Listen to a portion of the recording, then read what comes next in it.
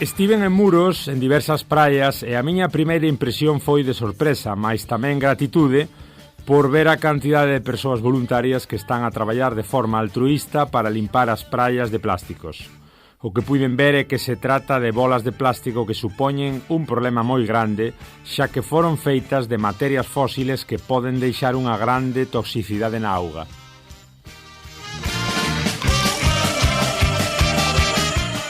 Esta problemática é enorme para Galiza e por iso xunto con Ana Miranda xa levamos propostas ao Parlamento Europeo para que se coñeza o problema e se tomen medidas como a revisión deste tipo de transportes mariños de sustancias que poden ser potencialmente perigosas para o medio ambiente. Mas co que fico é coa solidaridade do pobo galego que saca tempo das súas vidas para axudar nunha tarefa tan necesaria como é a limpeza das praias destes pellets ante a impasividade do goberno deste país.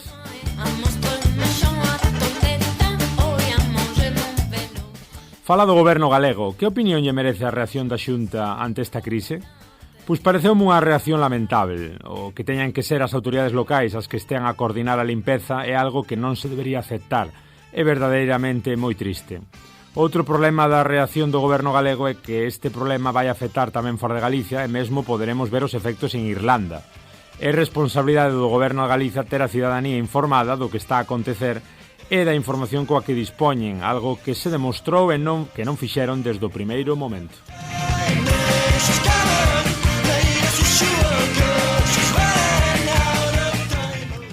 Esta era unha entrevista que facía Iago Suárez o 20 de xaneiro de 2024 para Nós Diario a eurodiputada irlandesa Grace O'Sullivan. Grace comentaba bastantes cousiñas nesta entrevista a raíz da reacción do goberno galego ante a crise dos pellets que considera ela foi lamentable.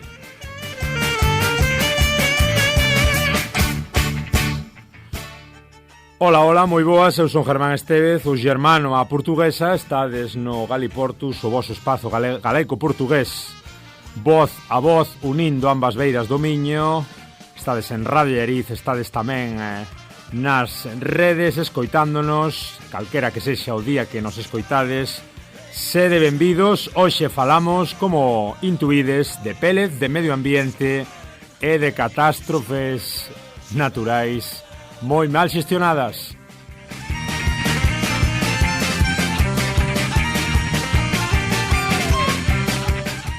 Temos un bo programa hoxe, imos falar a dúas bandas. Primeiro, achegámonos a falar con Fins Eirexas, o representante, o secretario xeral de Adega Galicia, para que nos conte un pouco como foi a experiencia na coordinación e, bueno, un pouco o labor dos voluntarios a hora de achegarse ás praias a limpar os pellets.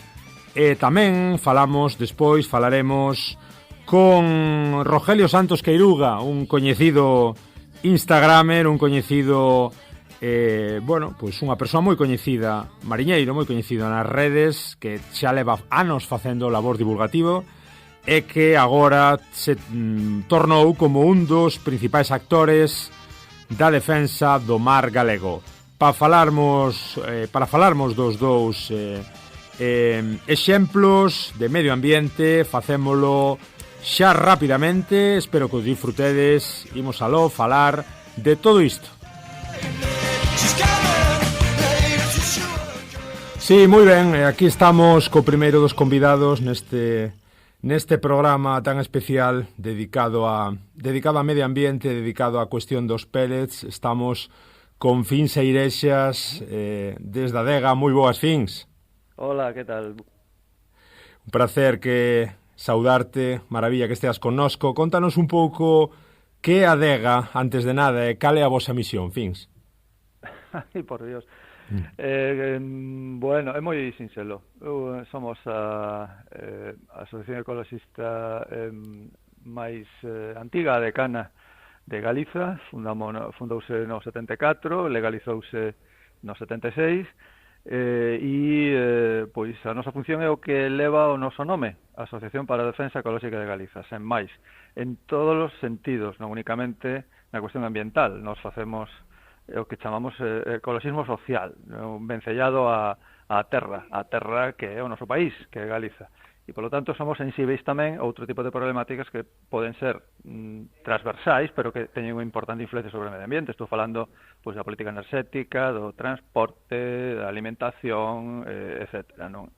E nada, despois de case 50 anos e con catástrofes como a recente vertedura de Peles, pois demóstrase cada vez maior necesidade de que haxa unha sociedade civil organizada en este caso a traverso das ONGs, de ADEGA e outros colectivos. E por desgraza non deixaremos de ser necesarias, aínda que o que pretenderíamos sería, desaparecer, porque xa hai suficiente conciencia ecolóxica e solidaria na sociedade como para non ser necesarias organizacións como a nosa, pero por desgraza seguimos sendo necesarios e necesarias e polo que vemos continuará sendo así. Preguntoche algo tan básico como que el sodes, sonache un pouco a chiste, pero bueno, hai xente que sí que non está é moi galego ademais, é moi galego, de quen ven sendo? Pois ese é o tema, sabes que pasa? Hai xente que nos escoita nas redes e estamos tendo, bueno, pois xa sabes, isto é moi global. Facemos un programa en clave galaico-portuguesa, pero bueno, escoitanos xente desde o supón nas escoitas, na orixe das escoitas, que hai xente de todos os lados. Entonces un pouco era por ubicar. Contanos cales son os vosos nestes 50 anos xa, e agora imos ca cuestión dos pellets, pero cales son os proxectos ou campañas máis históricas, máis míticas das que vos sintades máis orgullosos? Houbo moitas. Sí, a ver, hai moitas, non? En ADEGA teñen cabida moitas sensibilidades, non? Dadevos conta de cando naceu ADEGA tamén estaba nacendo o movemento ecologista organizado en todo o mundo, en toda Europa, con organizacións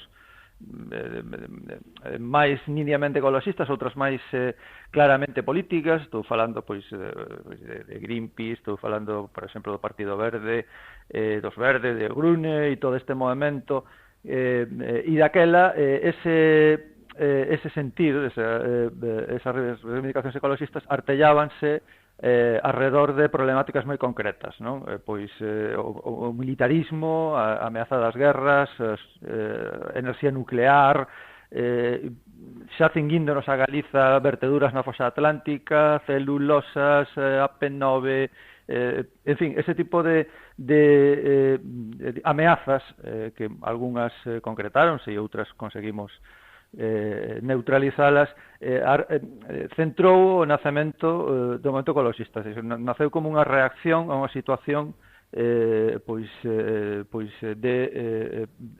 grave ameaza ou deterioro do ambiente e, polo tanto, da vida e dos dereitos de moitas persoas. Ben, isto sigue sendo así, porque seguimos tendo esas ameazas agora, pois, algunhas viradas en outras novas, outras seguen persistindo con unha traza diferente, pero gran parte da actividade nos últimos anos, nas últimas décadas recentes de ADEGA e o mesmo aconteceu con outros colectivos ecologistas, centrouse en labores non tanto de reacción a ameazas ou a catástrofes ou este tipo de industrias contaminantes, de enclave, etcétera, sino alrededor da educación ambiental. A educación ambiental en sentido amplo, non? Es decir, somos un momento transformador da sociedade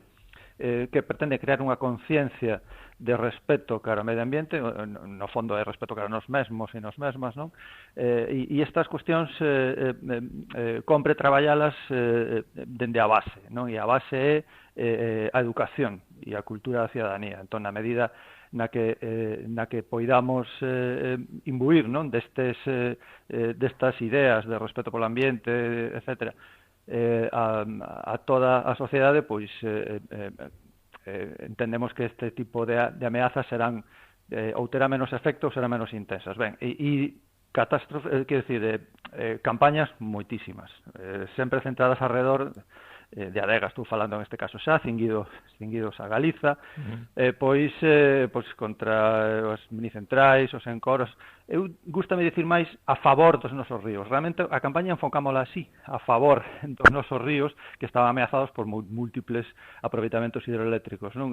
Agora estamos facendo unha campaña a favor dos nosos montes e da nosa paisaxe fronte á ameaza dos macroeólicos, non? De todos estes parques que tanto na terra como no mar ameazan con ocupar territorios valiosísimos e interferir con outras actividades como a pesca ou a agricultura tradicional, paisaxe, turismo, que teñen a ver co medio ambiente, pero non directamente, o sea, que hai tamén unha componente económica. E logo, claro, seguiremos dando resposta a este tipo de actuacións, como o caso da vertedura de peles, ou non teño que falar do Prestige, pero está aí esa ameaza do tráfego marítimo e todas as consecuencias, non, deste modelo capitalista depredador que sofremos sobre todo os países que non é dicir, que somos periferia, que somos terra de sacrificio para moitas destas megaempresas ou estados, non? Entón, seguiremos sendo necesarios, seguiremos dando resposta a estas crises puntuais, en este caso, dados peles, organizando labores de voluntariado, de recollida, pero sobre todo, e no que nos centramos, xa para seguirnos ao tema dos peles en Adega, cousa que despois imitaron outras organizacións e a propia administración tamén, en formar ao voluntariado e conciencialo sobre a problemática do lixo mariño, porque nas praias hai peles, sí, pero hai moitos outros refugallos provintes de múltiples actividades humanas que ignoramos día a día, non? Entón, o noso labor no tema dos peles foi recoller e sensibilizar sobre esta problemática e logo tamén intentar retirar na medida posible e con un mínimo impacto estes refugallos. Non? Vamos por partes, se che parece. Fins, que é un pellet? Que é un pellet? Bueno, é un fragmento, a ver, é unha denominación, é un anglicismo, vamos, pero que se se popularizou realmente en galego, que é granulado ou granza. É un fragmento, neste caso plástico, pode ser de outras moitas cousas. Non sei se vos sonan os que teñades caldeiras de biomasa, que tamén hai pellets, pode ser de leña ou poden ser de peles, que son pequenos fragmentos de madeira ou serrín comprimido que se utilizan para queimar en chimeneas. Ben, esos serían eses granulados, en este caso de materia vegetal, de madeira.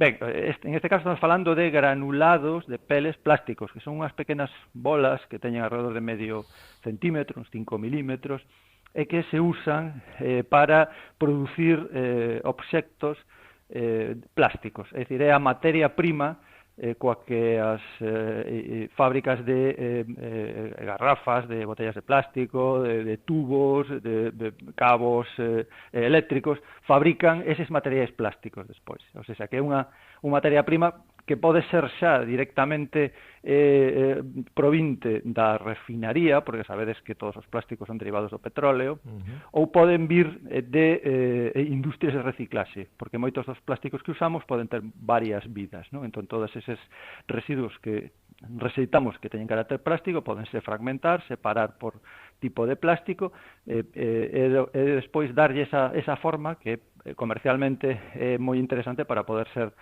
utilizada despois, forma de pequenas boliñas, despois na produción de outros plásticos. Entón, o que estamos falando é de pequenas bolas plásticas de alrededor de medio centímetro, 5 milímetros de diámetro.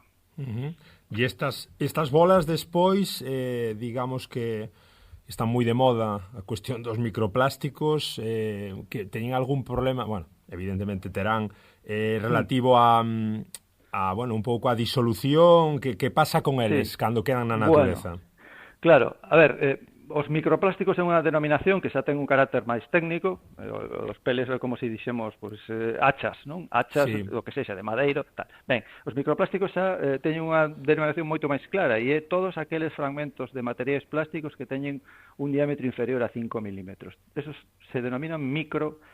plásticos. Logo hai outros dun tamaño inferior, xa na orde de micras, que chamamos nanoplásticos. Vedes como é os prefixos non? Que denotan pois eso, tamaño en este caso. Ben, pois os microplásticos en xeral, no que se inclúen, por certo, tamén os peles, vou a dar unha mala noticia, están presentes absolutamente en todos os ecosistemas do mundo. E o 100% da poboación mundial ten restos de microplásticos no seu sangue. O 100% da poboación mundial, en este caso estamos falando de poboación humana, dos 7.000 e pico millóns, ou 8.000, xa non sei por onde vamos, que somos xa. O que quer dicir que é un contaminante pois que xa é ubicuo, que é imposible eliminar dos ecosistemas xa, vale? Do que se trata é de impedir que se sigan deitando máis plásticos no mar, e para iso, bueno, aí se poden tomar unha serie de medidas que das que podemos falar despois. Cales son os problemas destes microplásticos nos ecosistemas? Primeiro, a capacidade per se que teñen de capturar contaminantes, é dicir, teñen unha superficie, sabes que cando unha partícula, canto máis pequena a partícula, maior relación hai entre superficie e volume, non? Entón, teñen unha importante superficie na que se absorben, non é absorben, sino absorben, é dicir, se pegan outro tipo de contaminantes orgánicos sobre todo, ou seja, que funcionan como esponxas de contaminantes. E despois elas mesmas degrádanse, eses plásticos, dependendo do tipo de plásticos, degrádanse e dan lugar a outros produtos, tamén en uns casos tóxicos, que se incorporan ás cadeas tróficas, é dicir, son inseridos por microorganismos, estás falando, por exemplo, do mar, non? E que despois, ao longo desa cadea trófica, vanse acumulando, é dicir, son contaminantes bioacumulativos.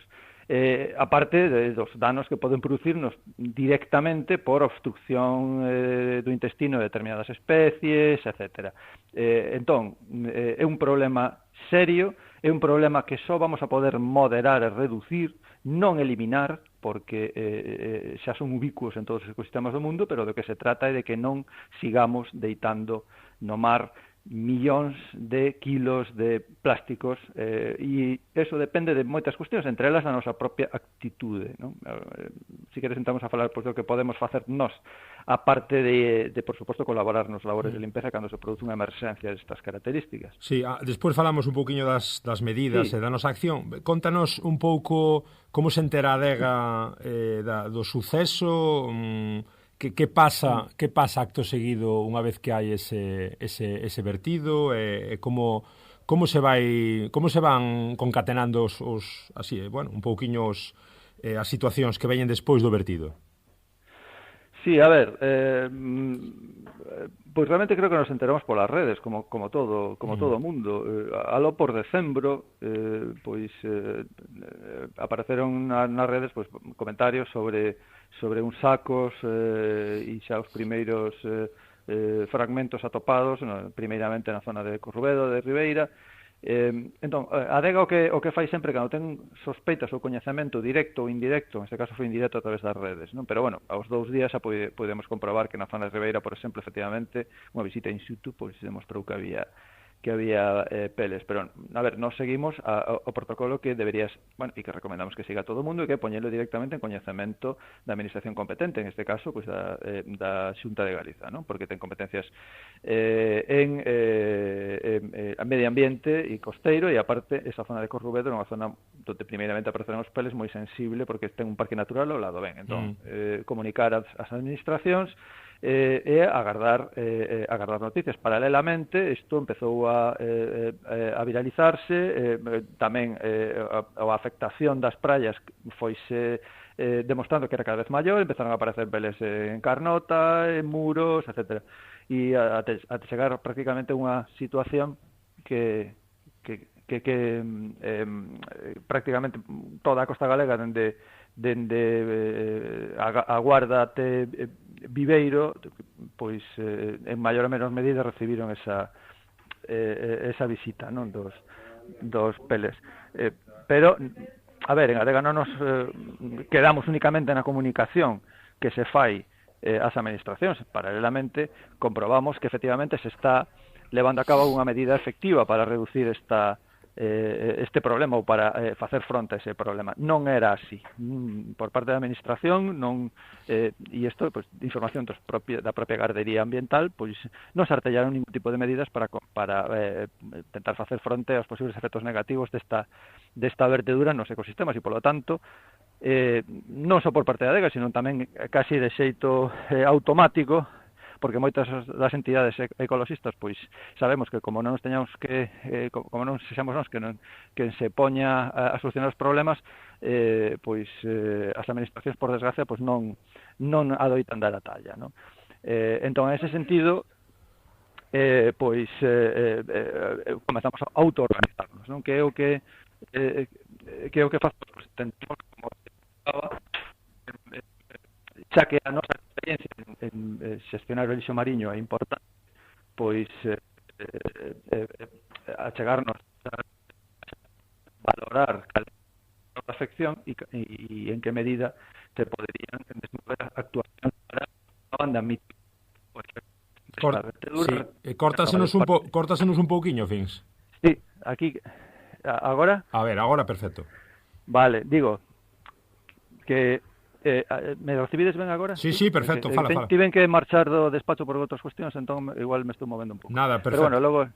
Nada, estábamos contando que a experiencia que temos os colectivos ecologistas indícanos que temos que buscarnos a vida así directamente, que das administracións non podemos agardar a que tomen medidas, e en este caso rapidez é fundamental para evitar unha maior dispersión e para evitar que cada vez máis estes residuos acaben introducidos nos ecosistemas e sexan moi difíciles pois retiralos, non? Ben, e entón comezamos a autoorganizarnos. Xa temos equipas que traballan con lixo mariño hai moitos anos, vale? De feito,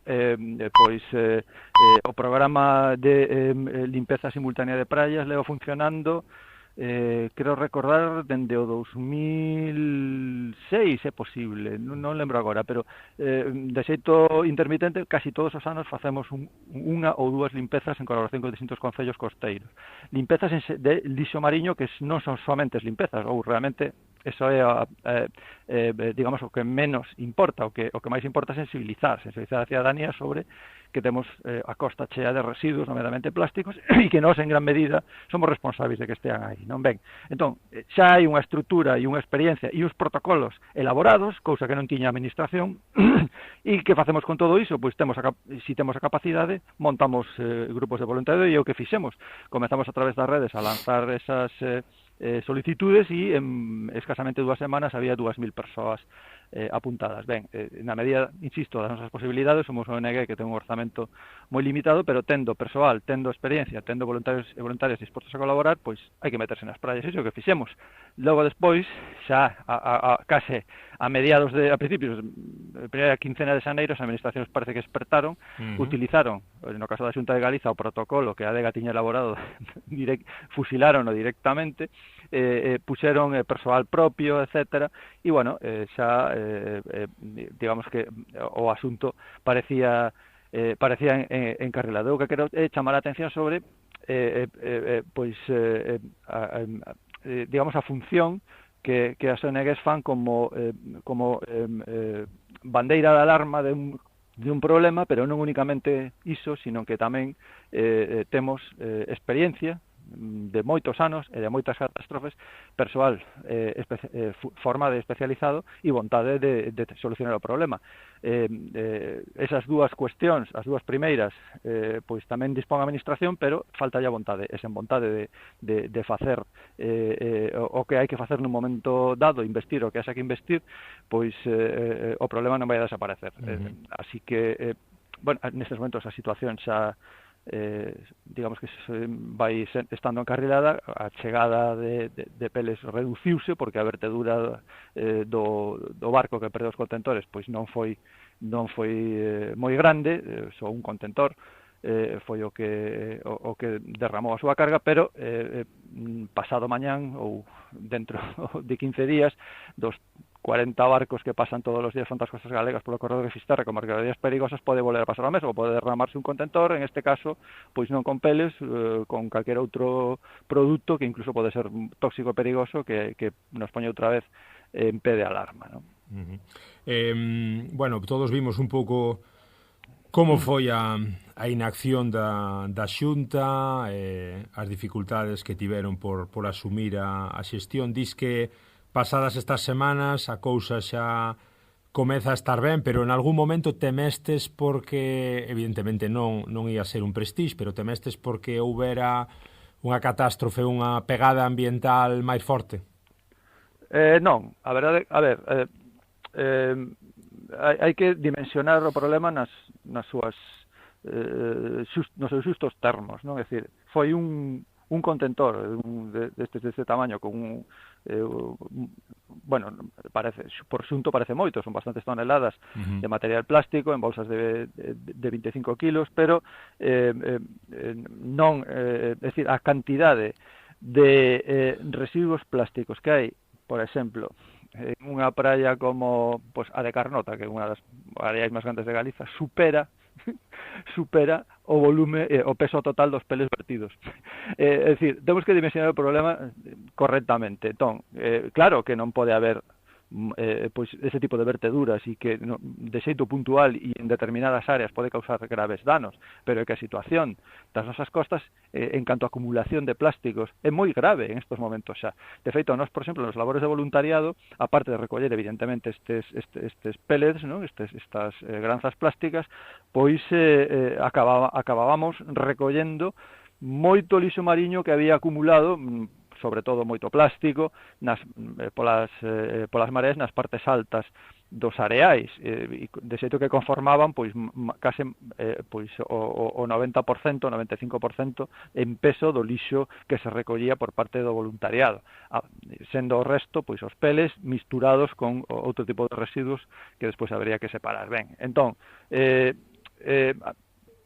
sendo grave a situación, o máis grave foi precisamente o repetir o patrón que aconteceu no Prestige por parte das administracións. Primeiro, ignorar o problema, despois negalo, despois intentar traspasar as culpas, e por último, xa cando mes e medio despois, cando xa a sociedade civil actuou e tomou medidas, pois actuar, non? Actuar, por certo, clonando os protocolos que esas organizacións, como é o caso da ADEGA, puxeron en marcha. Entón, esa situación, ese repetir outra vez da actuación nefasta por parte da administración, tanto a Xunta como en menor medida o Estado, pois é o que nos preocupa, porque se en lugar de ser un container de peles, pois é un barco con pesticidas, un cargueiro con ácido sulfúrico, ou outro Casón, ou outro Prestige, ou outro Andos Patria, ou outro...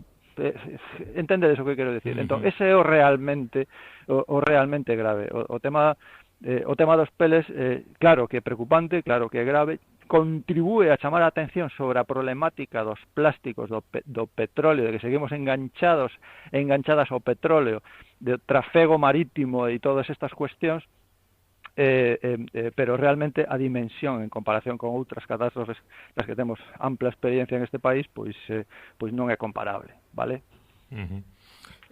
Falas tamén da acción dos voluntarios, lemos por aí que ao final que se quitaran uns 3.000, 4.000 kilos de pellets, bueno, supoño que sin eles, sin a xente que se involucra, aínda que sexa así de terrible, porque debera sair un pouco do persoal da administración, pero bueno, dis que sin os voluntarios sería imposible chegar onde se chega, non?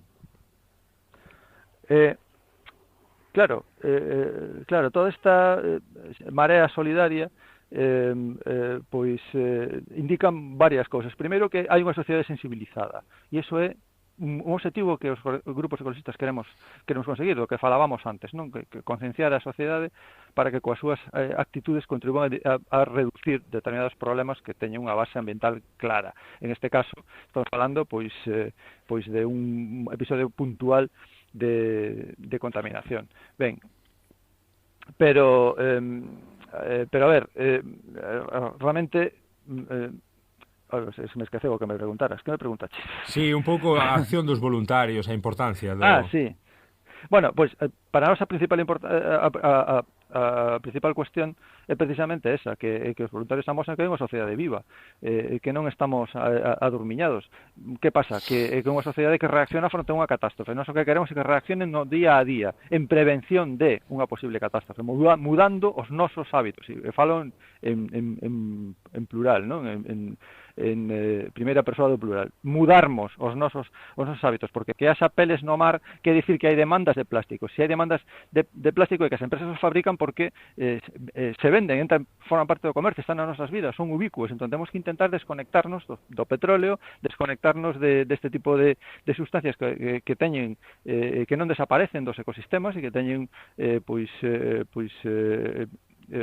ou poden ter graves afeccións sobre os nosos alimentos, sobre as augas, etc. Entón, esa cuestión é o que realmente vemos importante. Agora, que a voluntariado de resposta non o dubidamos ningún minuto, que a resposta. Ademais, desde logo en Adegan e o resto, creo que podo falar por o resto das organizacións, prácticamente non temos capacidade para dar cabida a toda a solidariedade que nos chegou, non? E a todas as demandas de participación en grupos de limpeza, que siguen chegando a día de hoxe, por exemplo. Agora acaba de entrar un correo de 30 scouts de Madrid que queren vir en Semana Santa a limpar peles. Ben, é dicir, vímonos sobardados por esta onda de solidariedade, non? Pero o que realmente queremos estender esta lección que nos deron os peles non é a que precisamente sabemos que a xente vai respostar, é que tú sin necesidade desta catástrofe, sin necesidade de que haxa unha vertedura do que sexa no mar, o que tens que facer tanto aplicar determinadas guías de conduta na túa propia vida para evitar minimizar xa dende a túa propia casa este problema,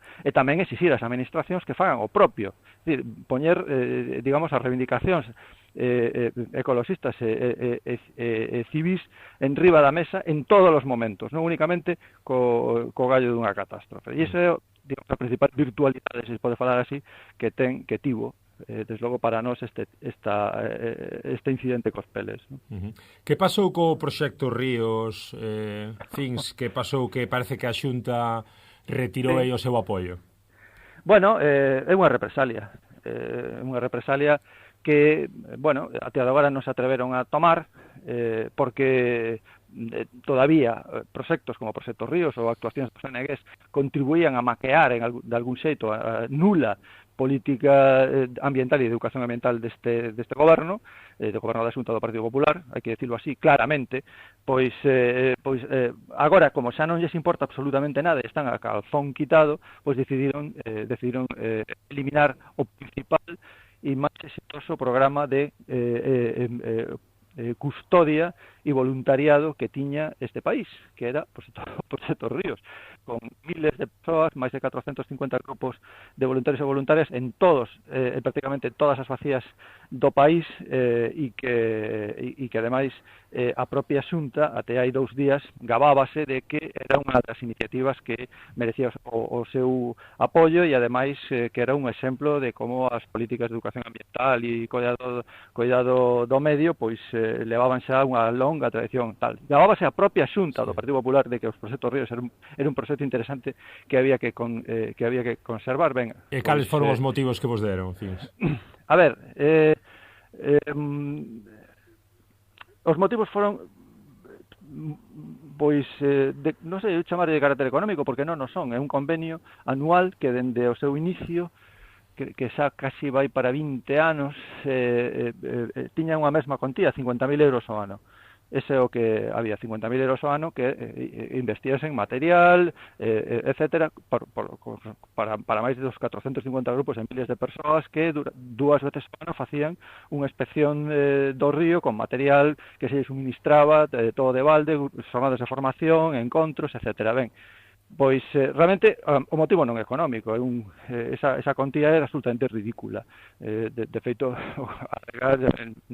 prácticamente cubría con orzamento propio casi todo o importe, todos os gastos que a maiores seraba o Proxecto Ríos, pero formalmente a Administración nos comunicou que, bueno, que este modelo de convenio non había aceitado e que ia a facer un concurso, unha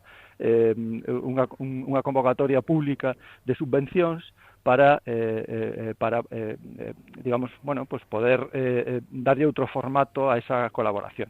Vale, non nos opoñemos a isto. De feito, foi o que dende sempre, no minuto 1, lle pedimos á Administración que para as actuacións e o funcionamento dos colectivos ecologistas tiña que haber unha liña de subvencións propia, non? Aberta, con criterios transparentes, con baremos xustos. Nunca, por certo, sacou a Xunta de Galicia ningún tipo de convocatoria para actuacións e funcionamento dos grupos ecologistas. Foi chegar en 2009 e cargarse todos os programas que había de subvencións ao movimento ecologista. Ben, sobreviviron algunhas iniciativas porque, insisto, non se atreveron a chapalas dado o seu éxito, pero, bueno, en estes momentos xa, esa non é unha cuestión de interese e votaron, supoño, as súas contas tanto a que, bueno,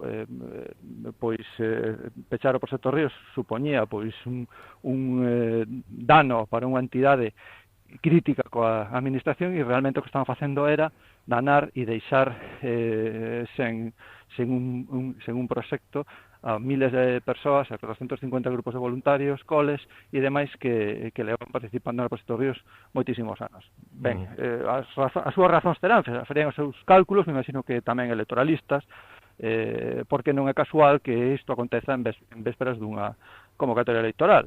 Tampouco é casual. Mira, a verdade é que non nos preocupa. E é unha mensaxe que trasladamos a todos os grupos de voluntarios e voluntarias do proxecto Ríos.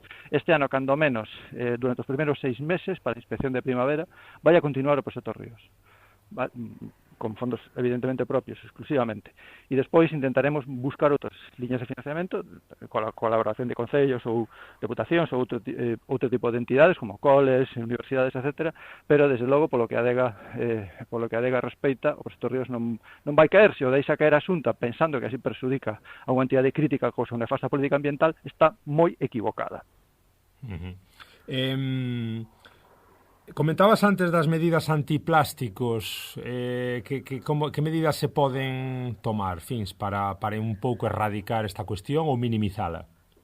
A ver, pois en xeral as medidas hai que usar a mesma estrategia que co resto dos residuos. Os plásticos son un tipo de residuos que además crea importantes problemas no ambiente pola súa persistencia, pola súa capacidade potencial toxicidade.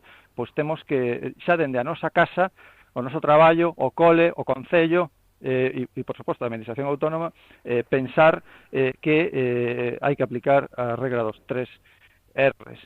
Así de claro, é dicir, nós dende a nosa casa temos que ser conscientes de que temos que reducir o noso consumo de materiais derivados do petróleo, de materiais plásticos, sobre todo, vale? É dicir, e ademais tratar eses refugallos como o que son, refugallos que poden crear despois graves problemas ambientais, non deitalos por calquera parte, facer unha separación correcta. Ben, é dicir, as receitas non os vamos a repetir agora, digamos, cales son as actitudes e as recomendacións do movimento ecologista para a xestión dos residuos, pero esa é unha moi importante e nas nosas vidas, bueno, xa estamos vendo, por exemplo, que vai callando na sociedade o combate contra o plástico pola vía quizáis non, pero bueno, iba a decir pola vía do peto. As bolsas de plástico hai que pagalas, determinados produtos a maiores hai que pagalos se queres consumilos, e entón, cando unha cuestión que antes era de balde, agora te custa, pois o pensas dúas veces. Entón quizáis pola vía pois eso da económica, polo tema tamén da coerción, unha mala xestión dos residuos pode conlevar unha multa ou pois unha perda de determinadas liñas de axudas por parte das administracións. Ben, aínda que sexa por esa vía, estas políticas amosan efectivas, pero nós o que queremos é que evidentemente a sociedade adoite outros comportamentos que minimicen a xeración e a vertedura de residuos no medio, incluídos os plásticos, non? Entón é unha cuestión xeral, pero logo hai aspectos concretos que sí que podemos facer relativos precisamente a estes contaminantes e por exemplo, na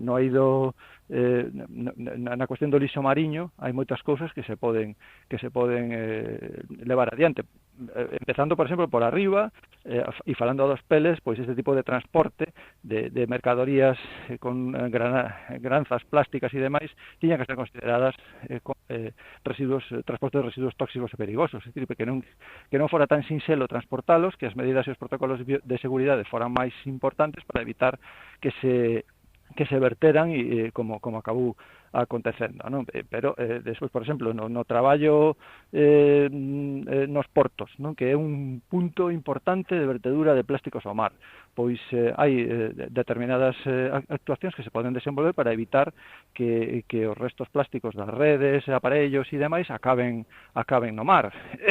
As depuradoras que depuran os residuos sólidos urbanos son unha das fontes principais de inxección de microplásticos no medio, no mar. Entón, habería que mirar a ver, efectivamente, se eses sistemas de depuración son os axeitados, pero realmente volvendo cara arriba no ciclo de vida dos plásticos, chegamos a orixe, novamente a orixe, somos os consumidores e as consumidoras, non? Entón, se na medida do posible reducimos o noso consumo de plásticos, optamos por produtos en granza, ou seja, a granel, non envasados, ultraenvasados, reenvasados, pois estaremos reducindo a cantidad de plásticos que hai que xestionar, e cando digo xestionar, poño dúas aspas moi grandes, porque a xestión dos envases e residuos de envases é absolutamente nefasta. A maior parte deles ou se queiman ou van a vertedoiro, e cando falamos de queimar, falamos de que estamos respirando os contaminantes derivados desa combustión, e cando falo de que van a vertedoiro, estou falando de que van a acabar polos ríos, nos mares outra vez. Así que, como vedes, hai que digamos, afrontar esta problemática en múltiples planos, e un deles é as propias actitudes persoais e o propio xeitos de consumo que temos, non? Sí, pídoche, vouche facer unha serie de preguntas cortiñas, fins. Vale. Vamos a intentar ubicar un pouco unha escala en canto a importante, grave ou moi grave, non? Da problemática. Por exemplo, eólicos. A ver, en estes momentos é grave, é un problema grave, vale?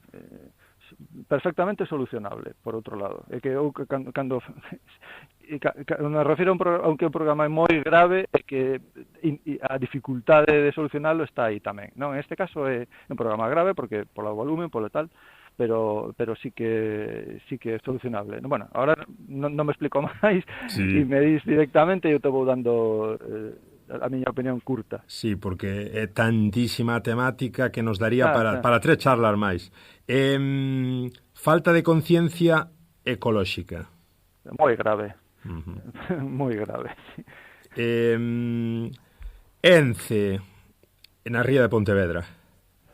A ver, na Ría de Pontevedra é un problema moi grave, pero, insisto, é solucionable. Eucaliptización, montes en Galicia. Bueno, ese e o de ENCE prácticamente son o mesmo, por lo tanto ten a mesma valoración, é moi grave, sí. Bueno, e unha palabra moi transversal que nos debería sonar a todos, cambio climático. Pois non sei, se me acaban os calificativos. O cambio climático é o desafío do noso tempo, da nosa xeración, en este caso, dos que nestes momentos estamos vivos e vivas, porque é unha problemática tan transversal que engloba absolutamente todo. E vai máis alá da cuestión da gravidade, porque, por desgraza, non vamos a poder rematar co cambio climático. Só poderemos, no mellor dos casos, adaptarnos e sobrevivir. Estamos en esas, é dicir, é unha situación de emerxencia realmente importante, e o principal desafío que se enfronta, xa non digo o ser humano, sino todos os ecosistemas terrestres en estes momentos. Sí, é días en xaneiro de 20 graus. Sí, 21 tivemos onte en Compostela. Isto antes da Candeloria, que é hoxe, por certo. Isto é unha cousa nunca vista. Falta de educación... Dime. Sí, non. Falta de educación ambiental nas escolas. A ver, é como se dis falta de educación nas escolas. As escolas teñen que ter educación, pero a educación ambiental é un adxetivo, é dicir, é educación, punto, pelota. Ou seja, nas escolas tense que impartir educación e información dos nosos rapaces e rapazas. Unha escola non pode renunciar á educación, e a educación ambiental pois é tanta educación como a educación en ciencias ou en idiomas ou en valores sociais ou calquera outra cuestión. Así que unha escola sen educación ambiental non é unha escola. Transporte, contaminación, transporte.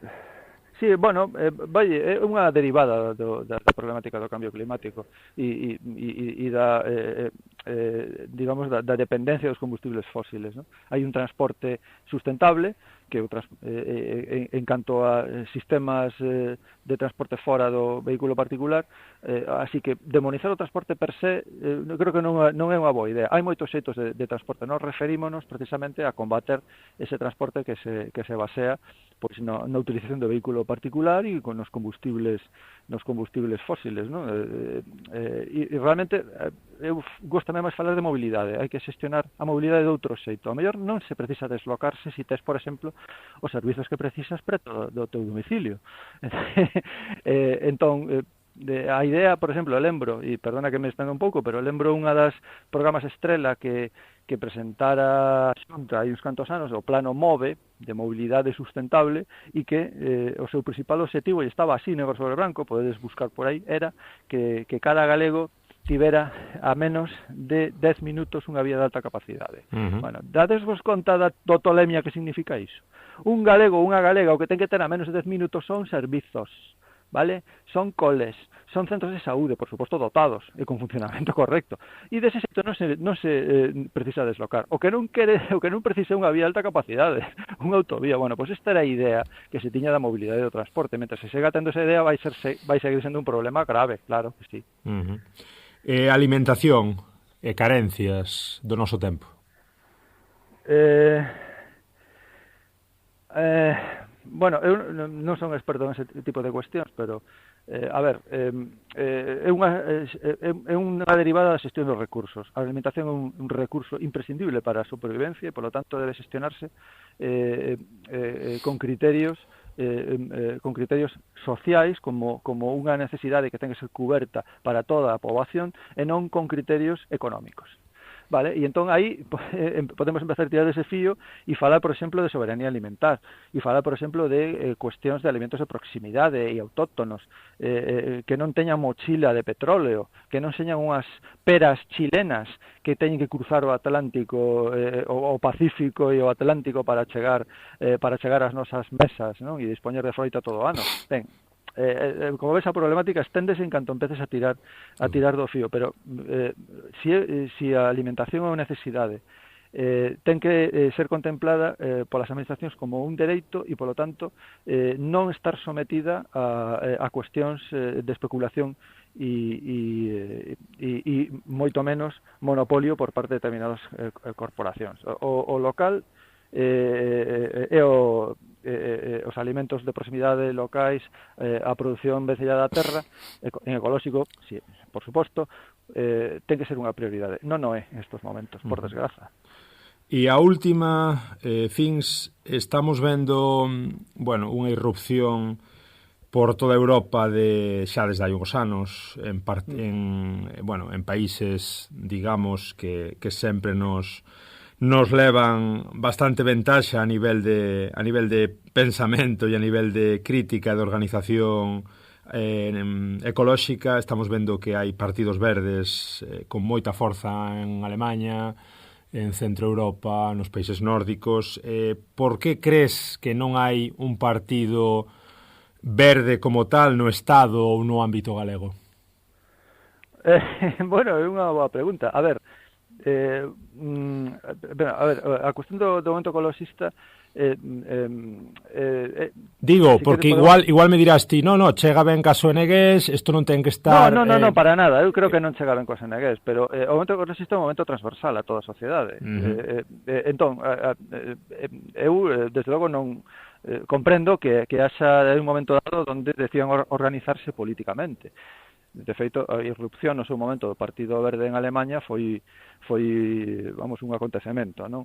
Pero na medida en que as organizacións políticas tradicionais e aquí en Galiza temos unhas cantas propias, pois asuman dun xeito natural as reivindicacións ecoloxistas, desde logo non se precisan partidos verdes. Nós, desde logo, é o que percebemos, non? Aquí no noso país hai determinadas organizacións que teñen na súa praxe e nos seus programas electorais, bueno, a praxe é importantísima, podes telo no programa e despois pois facer caso omiso, pero hai organizacións que teñen xa asumido, interiorizado unhas políticas que son bastante máis sensibles a cuestións relativas ao medio ambiente e a ecoloxía.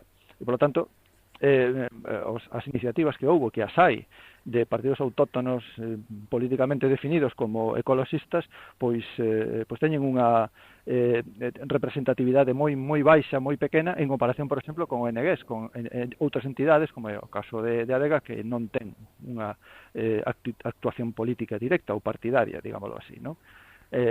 Entón, son precisos, tanto, desde logo, os colectivos sociais, os asociacións ecologistas, seguiremos sendo precisos, porque somos un síntoma de que a sociedade ten unha carencia, vale?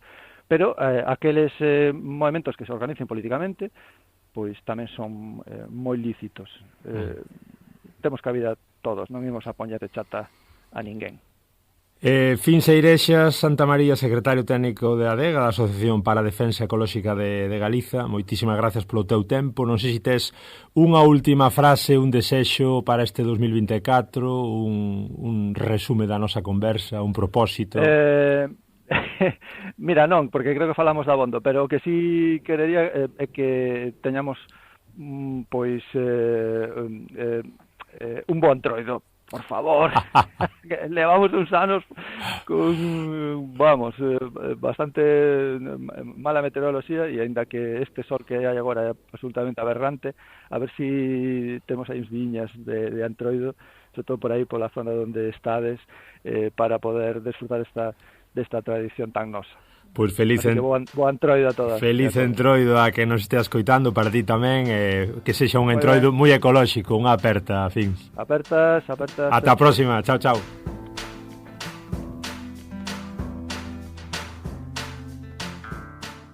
Ben, aquí estamos neste especial sobre Pérez, sobre medio mariño, sobre medio ambiente. Estamos falando en directo con Rogelio Santos Queiruga, profesional do mar. Non sei se che gusta esa definición, Rogelio, moi boas. Hola, moi boas, aquí estamos, efectivamente, estou no mar con meu irmán, estamos aquí metendo o palangrillo, nada, a min como me gusta que se me conoce como mariñeiro. Mariñeiro é o creador de contenido, en todo caso, de redes sociales. Mariñeiro de Porto do Son, do 77, xa levas uns anos na cuestión do mar e bueno, antes da polémica esta toda dos pellets, si é que podemos chamar polémica e non desgracia, xa eras moi coñecido tamén nas redes, efectivamente, por crear contido e por divulgar un pouquiño as bondades do noso mar. Contanos un pouco quen é Rogelio e como nace esa paixón polo mar. Bueno, Rogelio Santos é como tantísimos homes e mulleres de Galicia, da costa, que por vivirmos nunha terra pois tan productiva a nivel de terreno, de gandería, pero tamén de mar, pois sempre vivín moi vinculado ao mar. De feito, eu son fillo dun mariñeiro, dunha mariscadora e traballadora das fábricas de conserva, e son neto de mariñeiro, bisneto de mariñeiro, gran parte da miña familia, veciños, amigos, compañeros de traballo, son mariñeiros aquí en baixura ou incluso en altura en todos os mares do mundo. Así que, cando un vive, como dixo, nunha terra tan productiva, nun mar tan productivo, rodeado de tan boa xente, pois non é difícil falar con pasión e con cariño de todos eles, non? Así que, aparte de dedicarme ao mar desde que teño 18 anos de maneira profesional, a miña vinculación con el é desde ben pequeniño, e cos mariñeiros e cas mariscadoras, pero eso, que de maneira profesional desde os 18 hasta agora, que teño 46. É moi feliz. E iso é o que me leva un pouco tamén co auge das tecnologías, que hoxe en día todos temos móviles con unha boa cámara, con conexión a internet, con plataformas que son as redes sociales que te permiten crear contenido sin estar baixo o control dunha televisión ou de outros medios de comunicación, que o podes facer por ti mismo, pois fixo posible que eu fixera esa labor de dar a conocer o mundo do mar, o mundo dos mariñeiros e de maneira directa, sin que eso me impida seguir salindo a pescar cada día, non, que é do que vivo ao final. Cando comezas un poquinho con esa labor divulgativa, Rogelio, cando nesa cabeza che ven o clic e dis teño que comezar a facer tamén un poquinho, a desenvolver esta faceta de mostrar este noso mar ao mundo? Pois mira, tuvo que ver con moitas cousas, pero quizás a que máis influeu foi ver continuamente moitas noticias nos xornais digitais e nos medios de comunicación nos que sempre se falaba de marisco confiscado, de artes de pesca ilegales, que parece que sempre se pintaba os mariñeiros como uns arrasadores do mar, cando eu o que conozo deles é xente como a que hai en terra que cada vez ten máis respeto polo medio natural, que lle gusta facer as cousas ben, e xente moi sacrificada, que xente que con moita habilidade, con moitos conhecimentos que son necesarios para pescar, con moitos valores, sacrificando moitas veces a salud, a vida, para levar alimento para as súas casas, pero tamén para poñer peixe e marisco nos fogares de todo o mundo, nas fábricas, na hostelería, pois que se falara así, o sea, que quedara esa idea sobre eles de que éramos uns arrasadores do mar. E por outra parte, en pandemia, darme de conta de que eu, por traballar nun sector dos considerados esenciais, continuei indo a traballar mentras a xente estaba encerrada nas súas casas, en unha situación que a todos pois nos alterou moitísimo a vida, pois quixen abrir unha ventana ao mundo do mar para toda esa xente, para acercar o mar, e tamén para contribuir un pouco a levar millores en cerro da pandemia, non? Para a xente que, como a mí, non tiña a oportunidade pois de ter unha horta na que salir a dar un paseo ou continuar indo a traballar, salir ao mar cada día mentre todo o mundo estaba encerrado, non? E aparte porque creo que o mar en Galicia é increíble, non ten que ver solamente cos cartos que ganamos, nin con toneladas e toneladas de peixe que descargamos, sino cos colores, cos sabores, habilidades dos peixes, que é un mundo increíble e fascinante para dar a conocer contenidos saludables deses que fan tan boa falta incluso para os rapaces e para a xuventud, non? Sí, sí, e tes varias publicacións destas que che queda a boca aberta, non? Como dicíndolle un pouco a xente, mirade que vistas teño, eu non estou encerrado nos despachos, é unha auténtica maravilla. Exacto. E despois exacto, porque moitas veces hai determinados traballos que se pintan como moi deseables e moi idílicos, non? Como eso, estar nun despacho, as alfombras rojas do mundo do cine e da televisión, certos traballos que parece que teñen moito prestigio, e eu creo que sin quitarlle prestigio a eses, o traballar no que ten que ver con poñer nos pratos da xente as cousas de comer e facelo dunha maneira coidadosa, pensando neles, é un traballo moi honroso, sobre todo se o desempeñas con honradez e, ademais, si é o que che fai feliz, non?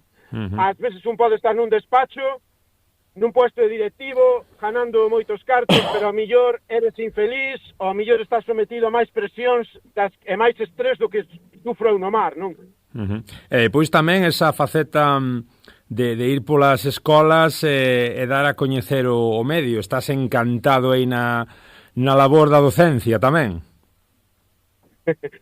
Sí, a verdade é que son moitos os profesores de todo tipo de centros educativos que usan os meus vídeos para dar aos rapaces e aos chavales a conocer o mundo do mar, para dignificar a nosa profesión, para poñer en alto a nosa terra, Galicia, para que non nos infravaloremos, sino todo o contrario, e a raíz deso, pois, son moitas veces, pois, directamente profesores ou direccións de centros educativos ou AMPAs que me invitan a que poda ir directamente eu e falar con rapaces e con rapazas e darlle a conocer todo isto, non? E a min a verdade é que me fai moi feliz facelo, porque cando te sintes orgulloso da túa profesión, cando lle queres, cando tes algo bonito que contar, é moi fácil, aínda que ás veces che pase como a min, que eu pode parecer que teño moita labia, pero como a todo o mundo teño tamén as miñas inseguridades e todo eso, pero bueno,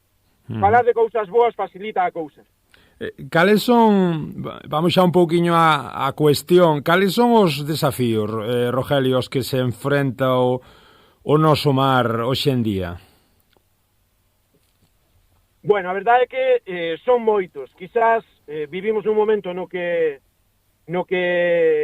ir ao mar é complicado, pásanos un pouco mismo que na agricultura e na ganadería, o que está pasando nos últimos tempos. Entón cada vez os gastos son máis, os ingresos son menos, o traballo do mar, aínda que igual que o da agricultura, está máis mecanizado, hai máis seguridade, máis benestar a bordo, porque temos a bordo pois máquinas que as que levantar o aparello, temos vos equipos de sonar, de GPS para situarnos, temos medidas de seguridade. Neste sentido estamos moito millor, con vos motores, estamos moito millor que hai 50 anos, como pasa en terra cos tratores e con outro tipo de maquinarias, non? Que son boas. Pero sigue sendo un traballo con certa dureza e os ingresos cada vez foron a menos. De feito, hoxe en día, moitas veces falo con meu irmán, eu din moitos mariñeiros, temos que pescar o doble para ganar a mitad. E ao final estamos pescando super ben, nosa semana pasada pescamos un montón, pero parece que temos que pescar unha barca de 2 homes, que temos que pescar un camión de peixe diario para ser rentables. E iso non pode ser. E moito ten que ver, pois, como está pasando, se está contando estes días co tema da agricultura, non? Que hai moita competencia desleal.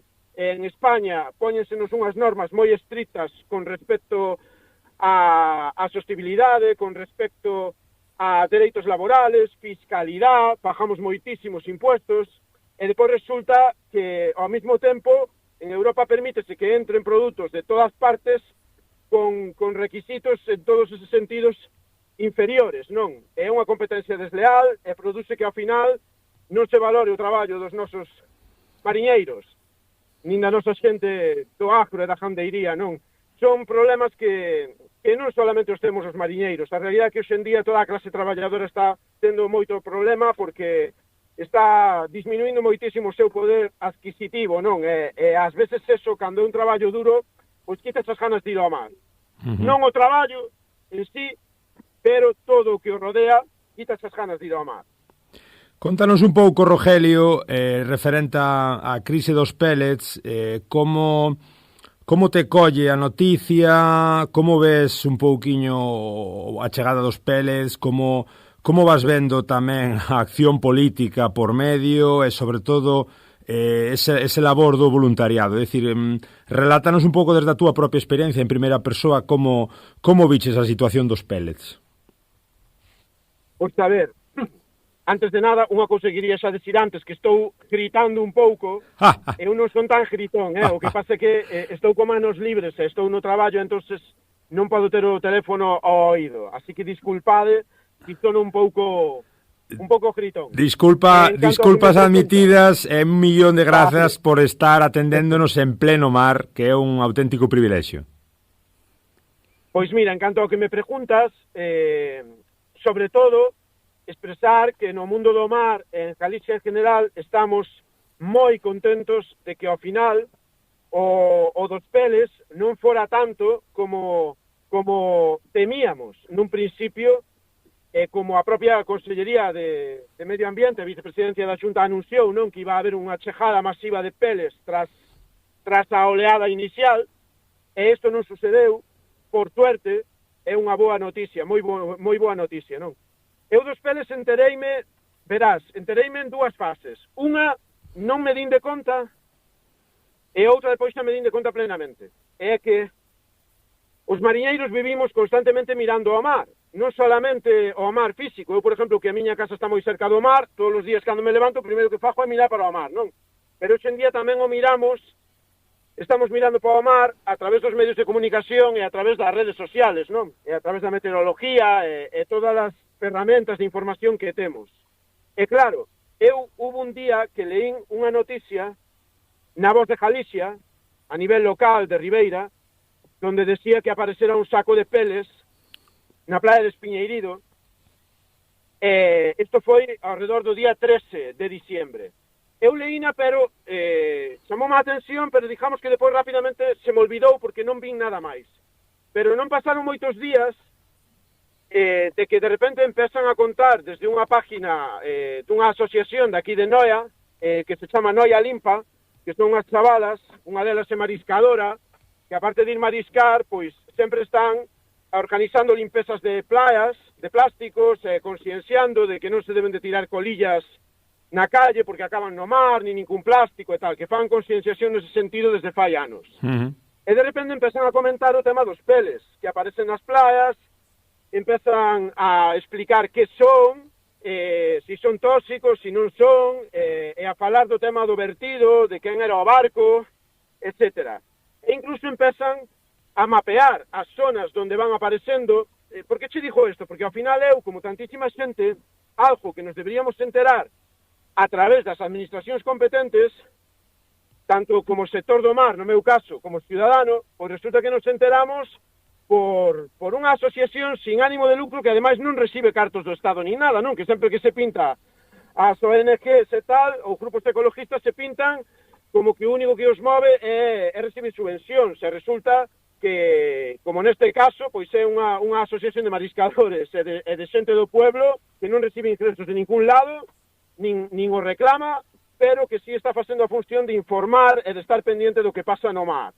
E claro, eu vexo isto nas redes e de repente, pola miña labor anterior divulgativa, hai xente que me empeza a preguntar: Rogelio, é isto verdad? Que pasa con isto? Así que eu decido ir á playa da miña casa, e decido ir porque, claro, eu desde que, cando era adolescente, iba á playa todos os días, pero desde os 18, desde que son mariñeiro, como xa paso todo o día no mar, cando chego á casa, o último que me apetece, ainda que sea verán, é ir á playa.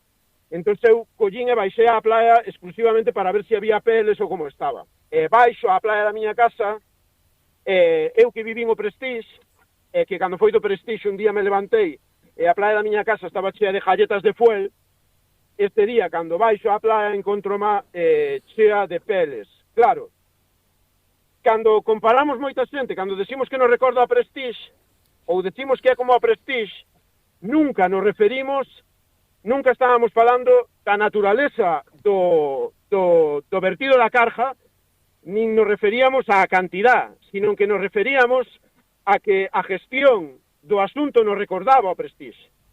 Non falábamos da toxicidade da Carja, nin da cantidad da Carja, falábamos da gestión.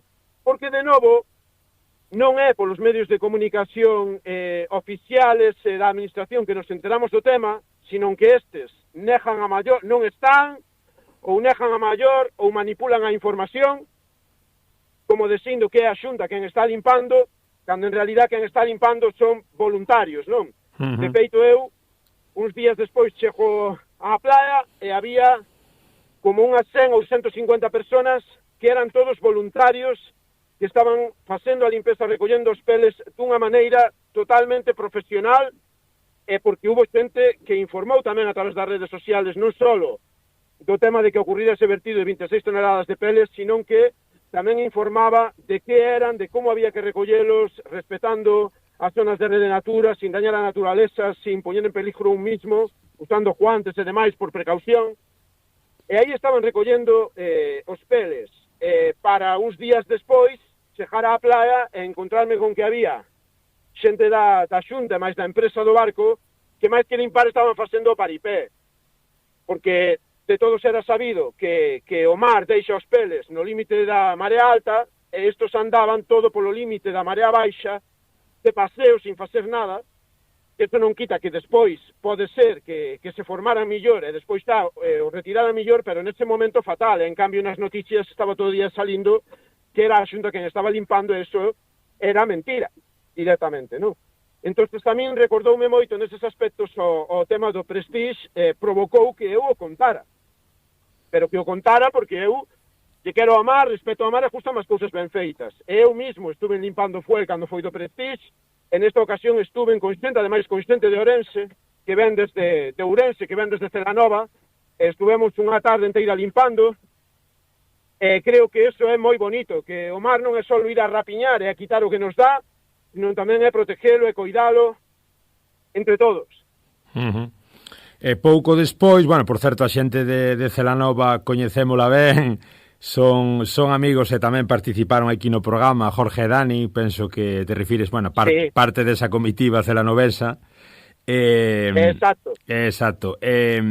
Bueno, un pouco, semanas despois desa labor dos voluntarios, de tanto barro mediático, de tanta inacción, digamos así, da administración da Xunta, chegou unha manifestación en Santiago moi potente, no cal te erixiches como unha das grandes voces a hora de pedir solucións. Contanos un pouco como foi tamén ese momento en Compostela.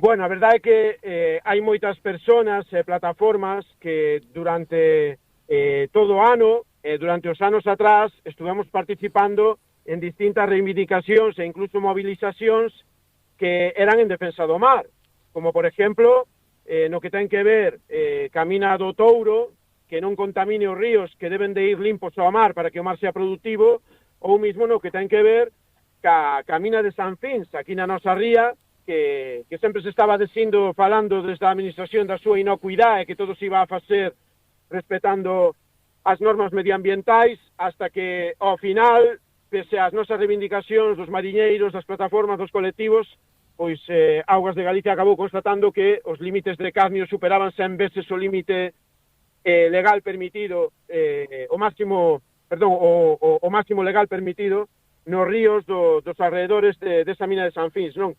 Quero dicir con isto que a xente que salimos en defensa do mar facémolo cada día e durante todo o ano.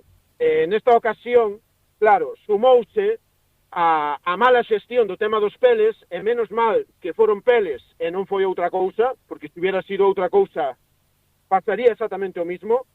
Veríamos esa descoordinación entre gobierno autonómico e central, veríamos esa inacción, veríamos esa negación, veríamos esa manipulación da información. Ainda hasta o día de hoxe, na propia página web da Xunta de Galicia, di que o seu operativo foi o que retirou a totalidade dos peles do mar e das playas, cando isto é mentira, está na página web, porque xa solamente no inicio 30 ou 40 sacos retirounos unha sola persona, un veciño de Ribeira. E na página web da Xunta pon que foi a Xunta quen o retirou. Que vergonza, que vergonza. Entonces, esta gestión do crise dos peles e tamén a gestión do tema da mortandade do marisco este ano en todas as rías gallegas, que deixou a máis de 7.000 mariscadores sin traballo e sin ingresos, como o declive general da produción no sector do mar e as dificultades ás que nos enfrentamos, pois co tema do desembalses, co tema da falta de eliminación e contundencia contra os vertidos que hai nas rías de origen urbano ou industrial, pois é o que motiva esta manifestación que foi promovida por dúas plataformas, unha, a plataforma en defensa da Ría da Arousa, e pola plataforma que eu presido, la de Mar Muros Noia, que é unha plataforma tamén de mariscadores e de xente concienciada, que non recibimos ninguna subvención da administración, dixo isto, porque non é unha queixa nin chorar, nós somos así porque elegimos ser así. Manejámonos cos nosos propias forzas e fondos, e é importante que isto se sepa, sobre todo porque sempre se quer decir que todo o mundo fai as cousas por interés. Non, isto é mentira, isto é falso.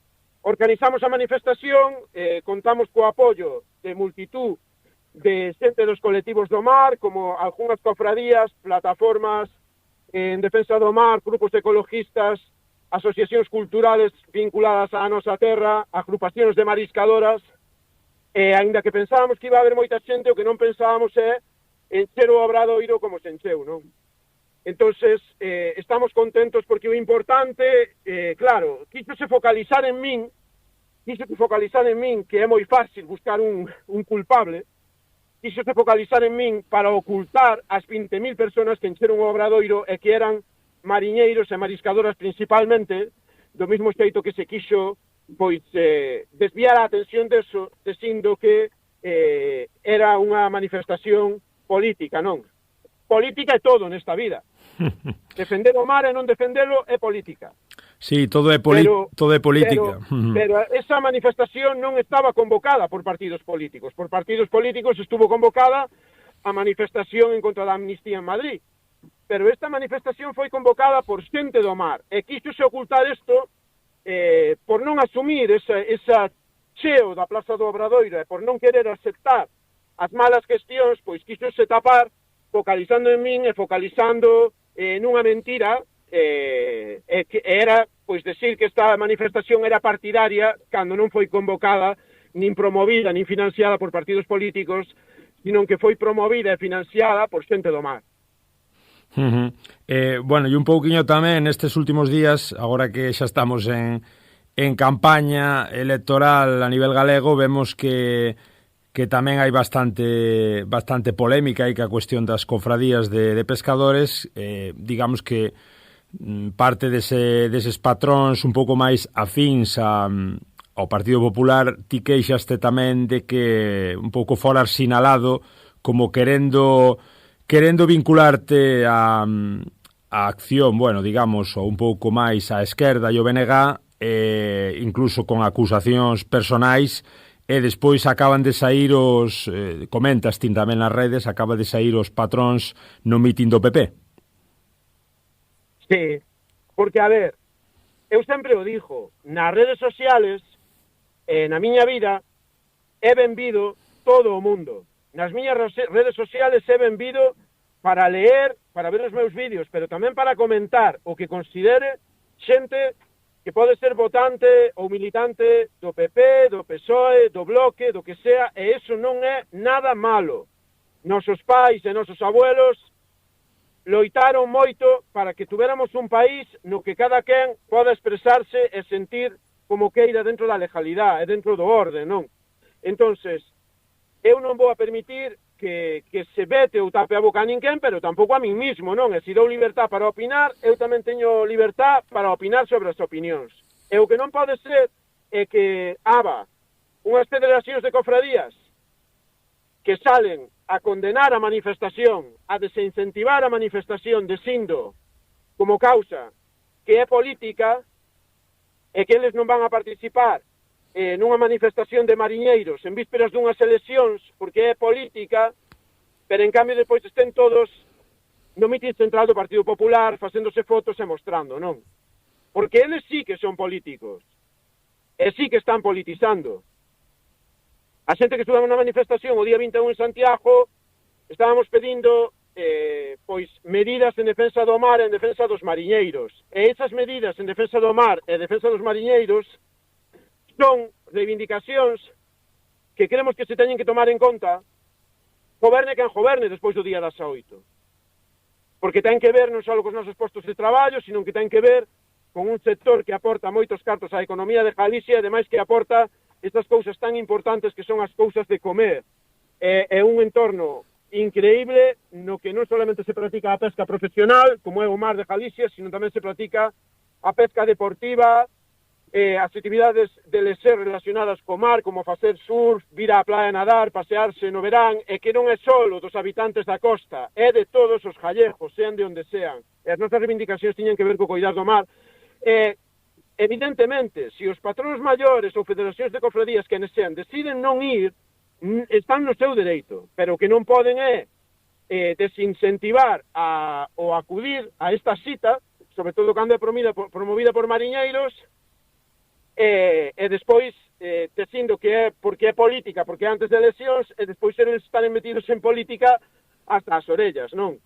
Eu creo que eso non está ben e eles mesmos se califican. Desde logo, se eles non se hubieran oposto á manifestación, nin hubieran feito esas declaracións con tan pouca vergonza, probablemente eu mismo ou ningún portavoz nunca os hubiera nombrado pese a todo, porque nós sobre todo o que queremos é a unión do sector para defender o mar, e o que os animamos é a que cando haga unha manifestación para que non se contamine as rías gallegas, por exemplo, ou para defender que se cubra económicamente a quen queda tirado na calle do mar como de cualquier sector productivo ou de traballo da nosa terra, pois que estean canda nós e que non estean agachados para despois aparecer nun mitin do Partido Popular.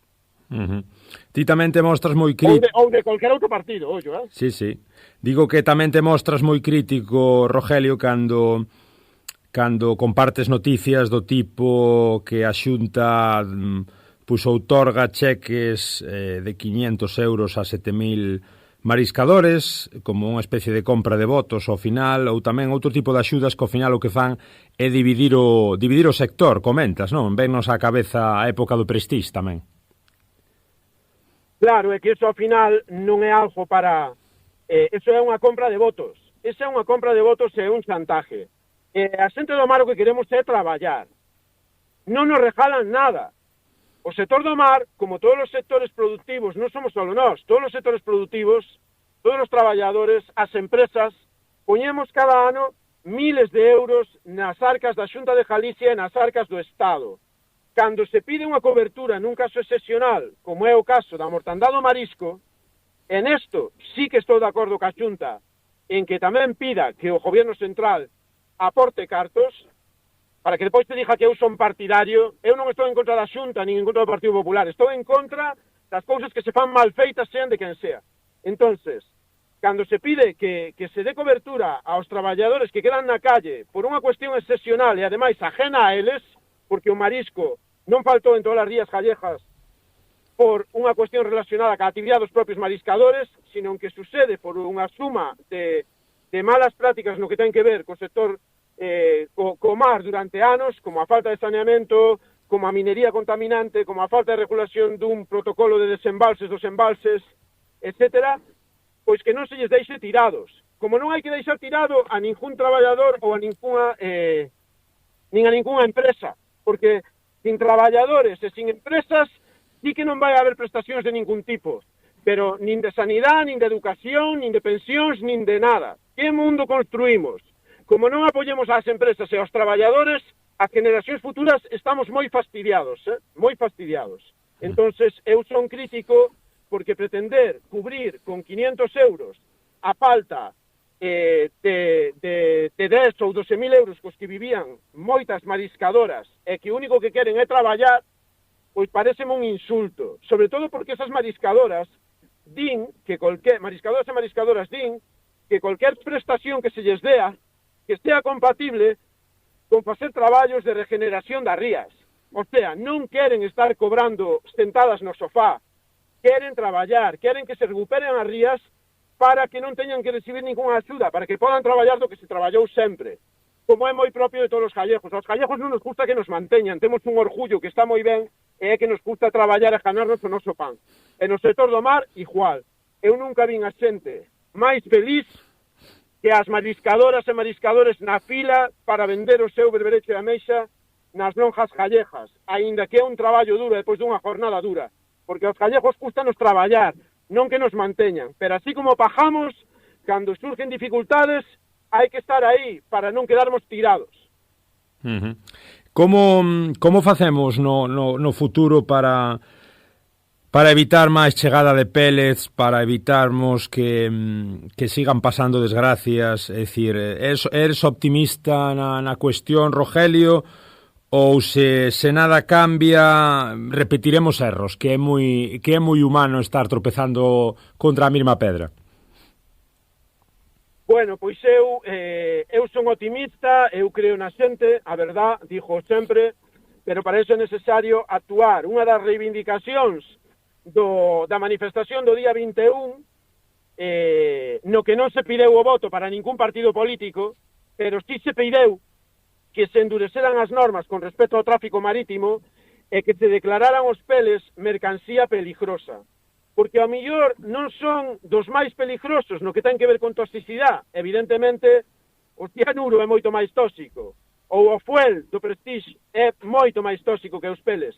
Pero a nocividade dos peles está en que son tan piquiniños que se hai un vertido ao mar ou ao medio, son moi difíciles de eliminar, distribúyense por todo, e son moi difíciles de eliminar. Eu podo baixar á praia da miña casa e en 2 horas encher un par de sacos da basura ou 3 eu solo e retirar todas as botellas e bolsas que hai na praia. Pero se son peles, farían falta moitas mans e moitas horas, non? De aí ven que iramos que se declare mercancía peligrosa para que as normas de seguridade con respecto ao seu transporte sean maiores. Porque está claro que sempre vai haber accidentes e que este accidente que ocorreu non foi culpa da Xunta, pero cada vez que hai un accidente, pasa como cando hai mortes no mar, hai que revisar as normas, hai que revisar si fallou algo para cambiar a normativa e contribuir a que disminuya a posibilidade de que volva a ocurrir.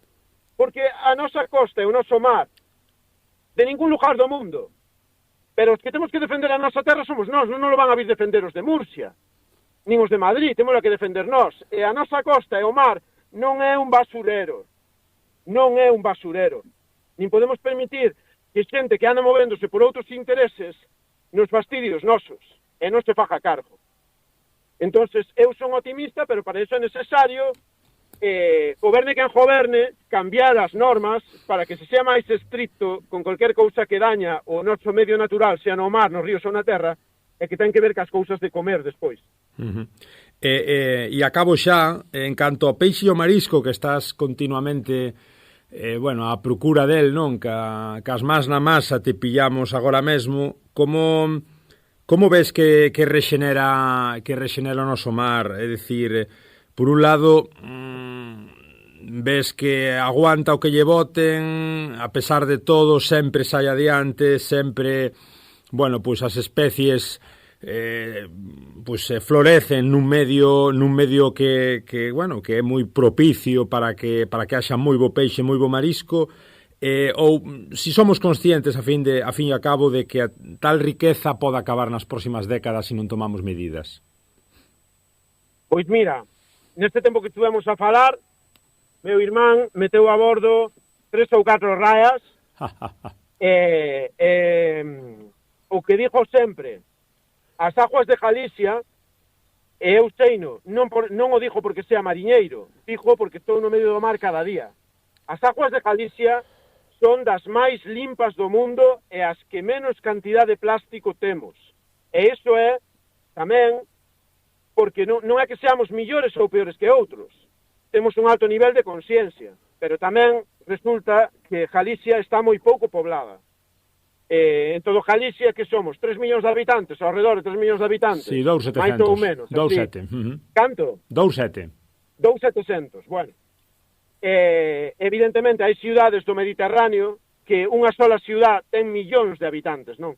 Entonces, a maior cantidad de xente, a maior cantidad de industria, sobre todo se é industria que non é cuidadosa con non contaminar, pois a maior cantidad de xente, a maior cantidad de industria, o mar vai a estar moito máis contaminado e, por suposto, que vai haber afectación. No caso de Galicia, somos das aguas máis limpas do mundo e, ademais, son as aguas moi, moi productivas. Iso é o que fai que Galicia sea un dos lugares do mundo onde, por kilómetros, haba máis número de embarcacións e de artes de pesca, non? Isto é debido ao elevado nivel productivo que teñen as nosas rías e de calidad. Entonces, eu creo que a calidad dos nosos produtos está fora de toda dúda, pero creo que tamén que hai moitas cousas que o que fan é mermar esa productividade. O marisco das nosas rías, berberecho e ameixa, é de enorme calidad, pero cada vez é máis sensible ás enfermedades, cada vez está máis debilitado, cada vez pasa un pouco como a xente, non? Que se di sempre que cada vez a población é menos fértil.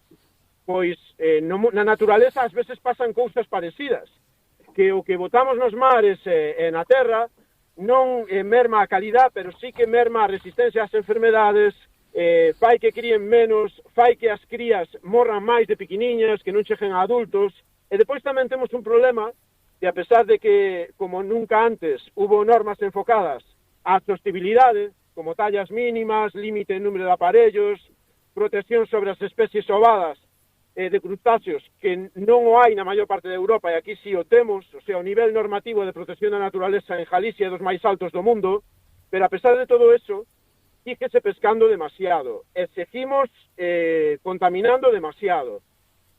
Por que dixo isto? Pois porque apenas que coidemos un pouquiño máis o mar en Galicia é superproductivo e vai nos a devolver con creces. É a mellor inversión que podemos facer. Que lle pides ao 2024, Rogelio? Poñémonos así moi sentimentais para acabar. Eu ao 2024 que lle pido é poder seguir traballando do meu oficio, que é o que máis amo, e que veñan tempos bons para o mundo do mar, porque se ven tempos bons para o mundo do mar, estou seguro que tamén van a ser tempos bons para para o conjunto de Galicia e para o conjunto do noso país, de España, e ese é o meu deseo, é que todos poñamos un pouquiño máis da nosa parte. Eu sei que é imposible facelo todo perfecto, porque tampouco eu fago todo perfecto, pero cualquier pequeno pasiño que deamos en positivo vai a ser en positivo tamén en resultados para todos, non? Entonces, deseo un bo 2024 non só para mí, sino para todos os gallegos. Sempre, bueno, sabes que este programa intenta vincular voces de Galicia e Portugal dun e do outro lado do Miño. Sempre me preguntei como era a relación, se é que hai algo de relación no mar entre pescadores dun e do outro lado, se tendes, bueno, vos estades máis nas rías baixas, pero na parte máis norte, non sei, como ves a relación tamén dos dous mares, que só é un mar, evidentemente, sin ningunha fronteira? Pois mira, a verdade é que a min sígueme polas redes sociales moita xente de Portugal. Eu teño estado algunha vez en Portugal tamén, de visita, pasando uns días, e desde logo, que haba ese interés por xente de Portugal nas miñas publicacións, tendo en conta do que tratan as miñas publicacións, que é poñer en valor a pesca e todos os produtos que temos do mar, e o cuidado do medio ambiente a través das nosas accións, seamos mariñeiros ou non, que se desperte ese interés en xente de Portugal, me sigan, pois é algo que eu agradezo, que valoro moitísimo, así que eu o único que podo decir é que, ademais que é o que sinto, que eu me encanta Portugal e sinto admiración pola forma de ser da xente de Portugal e a súa cultura, que ten semellanzas ca nosa, pero tamén ten cousas propias que me parecen increíbles e moi boas, sobre todo a súa humildade e ese interés que demostran por coidar do mar, non? A través do interés que mostran polas miñas redes e polo contido das miñas redes. Esa loita, non, entre o polvo e o bacallao como elementos identitarios. Bueno, o bacalao está boísimo, Sí, sí. O pesque en portugués ou o pesque en gallego. Desde logo. Unha maravilla, Rogelio, admiramos moito o teu traballo, o teu esforzo, a túa valentía, e damos as gracias polo teu tempo que nos estás atendendo en pleno traballo. Unha maravilla, xa te seguíamos antes de toda esta cuestión, e nada, agradecerche unha vez máis o teu tempo, os teus contidos, e seguir así de forte. Nada, esas gracias non se merecen, a verdade é que o placer foi meu, nada máis que mandar un saludo moi afectuoso, moi cariñoso para toda a xente de Ourense, de Galicia, por suposto de Portugal tamén, de toda España, para vos, vale? Unha aperta moi grande. Rogelio, graciñas, seguiremos falando calquera cuestión que nos xurda no programa relativa ao mar, contamos ca voz da experiencia e contamos co teu traballo sin fin. Graciñas.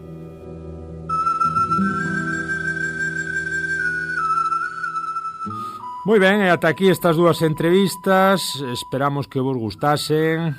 Este foi tempo de radio de moitos quilates, falando con Adega, falando con Rogelio Queiruga Santos, falando con xente do mar, xente voluntaria e xente mariñeira que leva dando o callo e moito estes días, estas semanas de principios, de comezos de 2024, e a prol do mar. Ata aquí, como digo, o programa de hoxe. Estamos, xa sabedes, seguídenos en Facebook, en Instagram, en Twitter. Podedes nos escribir a galiportuspodcast@gmail.com. Estamos aí para todo tipo de suxerencias e queixas. Podedes nos tamén oír en directo en Radio Ariz 107.2 da FM. Estamos sábados de 12 a 1 pola noite, redifusión ás 10, luns ás 6 da tarde tamén. Graciñas a Carlos nos mandos técnicos como sempre. E estamos tamén a calquera hora que queirades nas redes, nas plataformas digitais de audio, iVoox, Spotify, Apple Podcast e Podgalego. Ata aquí, como digo, o programa de hoxe sobre medio ambiente, sobre Pérez, sobre contaminación mariña, sobre recuperación e protección da costa. Como digo, esperamos que vos gustase tanto como a nós. Deixámosvos cun clásico de Luz Casal, con Negra Sombra, que máis ou menos é o resume do que leva sufrido a nosa costa e a nosa terra durante séculos. Esperemos que as cousas vayan a mellor pouco a pouco. Unha aperta, chao, chao. Si lloran lloras y eso murmurio do río y esa noite y esa aurora en todo estarse y es todo para mí.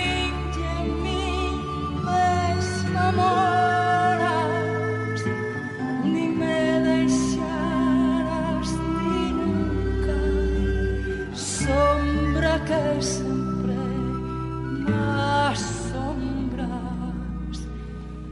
Ni me deixarás ti nunca, sombra